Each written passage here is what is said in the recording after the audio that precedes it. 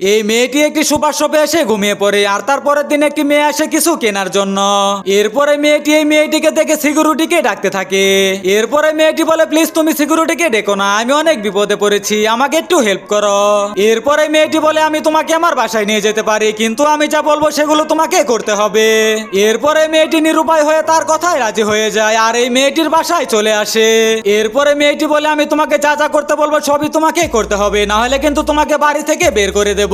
যাই হোক, এরপরে মেয়েটি নিরুপায় হয়ে এই মেয়েটি সবগুলি কাজই করে দিতে থাকে।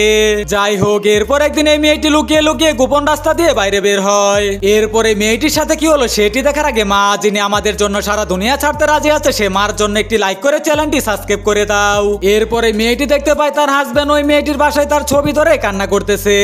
আসলে এই মেয়েটি তার হাজবেন্ডকে একটি জালে ফাঁসিয়ে বিয়ে করে নেয়। আর তোমরা যদি এই ভিডিও দ্বিতীয় পার্টটি দেখতে চাও তাহলে কমেন্টে পার্ট 2 লিখে যাবে।